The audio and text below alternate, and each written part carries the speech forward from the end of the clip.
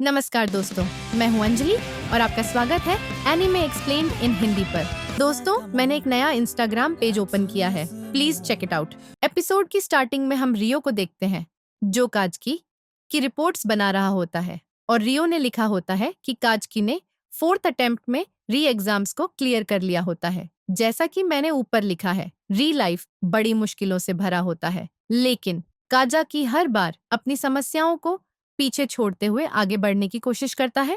उसके बाद scene past में शिफ्ट हो जाता है। जैसा कि मैंने आपको पहले ही बताया था कि रियो और नोया दोनों रियल लाइफ लेबोरेटरी के सपोर्ट डिवीजन में काम करते थे और इन्हें सब्जेक्ट के साथ ज्यादा घुलने मिलने की इजाजत नहीं होती, लेकिन रियो ने वही गलती कर दी होती है। इसीलिए उसे ऑफिस में एक मीटिंग के लिए बुलाया गया होता है और वहां पर रियो को सुनाया जाता है कि रियो यके, क्या तुम भूल चुके हो कि तुम सिर्फ एक सपोर्ट हो। हमें पता है कि ये सब तुम्हारे लिए नया है, लेकिन फिर भी तुम्हें समझना चाहिए कि तुम इस एक्सपेरिमेंट में इमोशनली इवॉल्व नहीं हो सकते। तुम्हें सब्जेक्ट्स के साथ ज्यादा क्लोज नहीं होना है।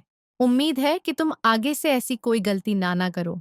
उसके बाद एक दिन रियो को सब्जेक्ट 001 का कॉल आता है और वह रियो से एक एडवाइस मांग रहा होता है। पहले तो रियो उसकी मदद करने वाला था, लेकिन फिर उसे वही बातें याद आ जाती हैं और वह 001 को ये कहते हुए मना कर देता है कि कुछ चीजें तुम्हें खुद से सॉल्व करने की कोशिश करनी चाहिए। रियल लाइफ का पर्पस ही यही है कि तुम अपनी प्रॉब्लम्स को खुद टैकल करना सीखो।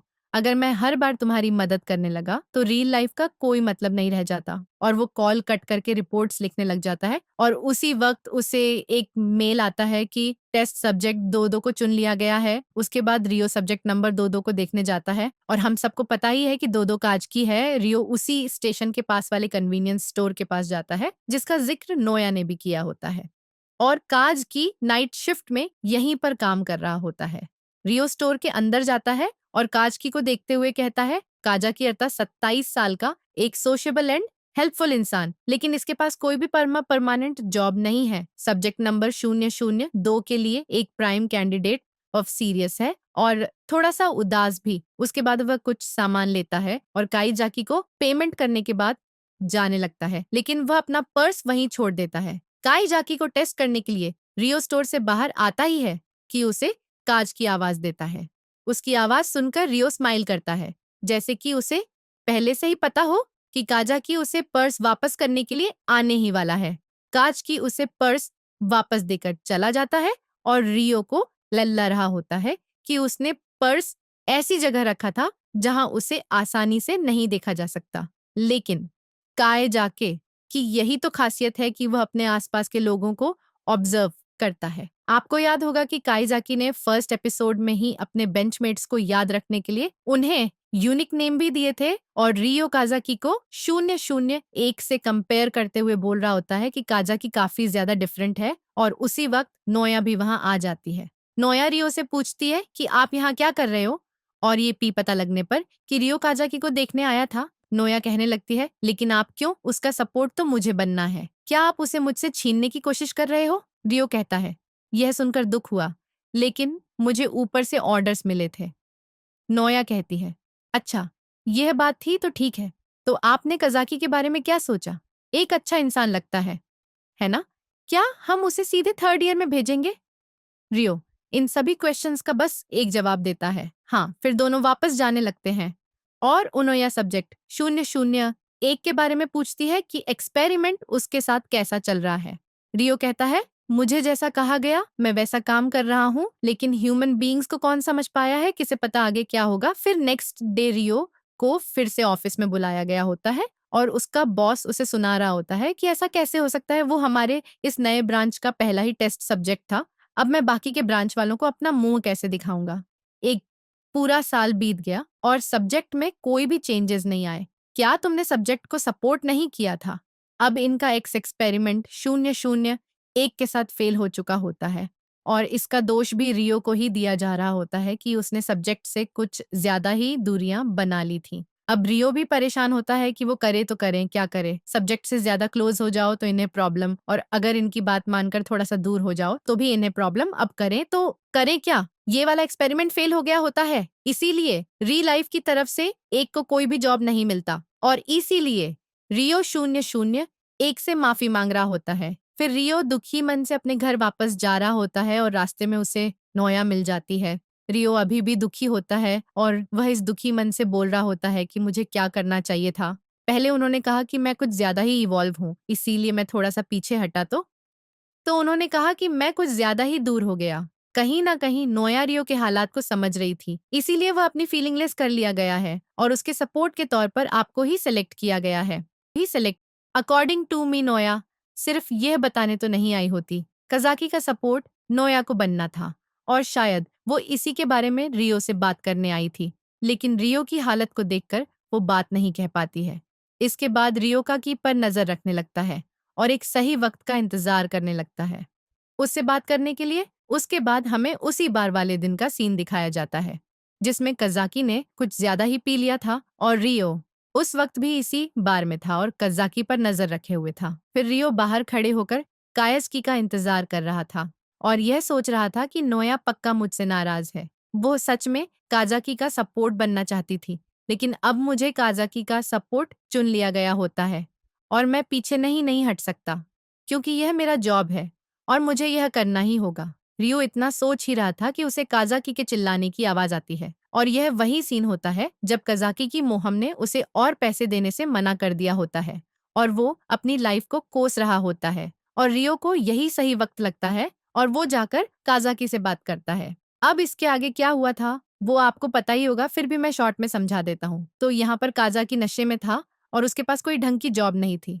और उसकी मॉम ने पैसे देने से भी मना कर दिया था। इसीलिए वह रियो की बातों में आकर उस री लाइफ वाली पिल को खा लेता है। फिर अगली सुबह जब वह होश में आता है तो उसे समझ आता है कि उसने कितनी बड़ी गलती कर दी थी।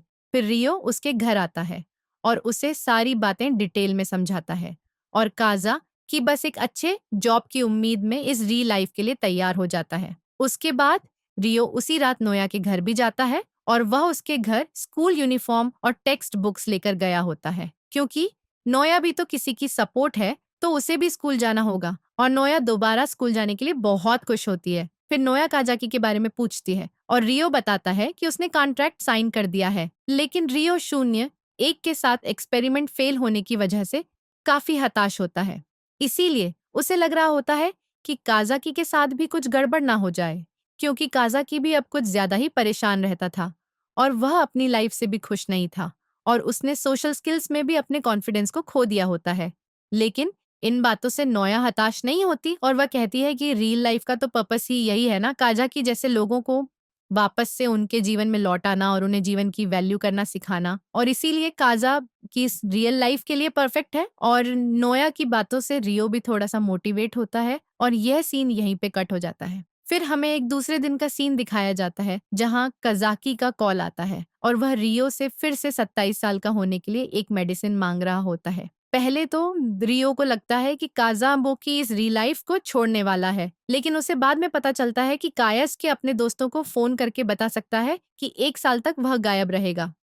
लेकिन जहां पर वह काम करता है वहां पर तो उसे खुद जाकर जॉब छोड़ना होगा ना, और उसने जितने दिन भी काम किया था उसका पेमेंट भी लेना होगा। इसीलिए वह वापस से 27 साल का बनना चाहता था और यह सुन रियो को थोड़ी राहत मिलती है और वो उसे मेडिसिन के लिए हाँ कह देता है। फिर रियो आरएनटी डिपार्टमेंट में जाकर डॉक्टर एमागस से मेडिसिन मांगता है और उन्हें रीजन भी बताता है और डॉक्टर अग्री भी हो जाते हैं। फिर हमें अगले दिन का सीन दिखाया जाता है जहां काजाकी वापस से 27 साल का हो चुका था और वह उस स्टोर में जाकर अपने स्टोर मैनेजर को समझा रहा होता है कि अब वो यह जॉब नहीं कर सकता। जॉब छोड़ने के बाद काजाकी पार्क में बैठकर चैन की सांस लेता है और रियो को बताता है कि यह जॉब छोड़ना बड़ा मुश्किल था क्योंकि वो स्टोर का जो मैनेजर था वो एक बहुत अच्छा इंसान था।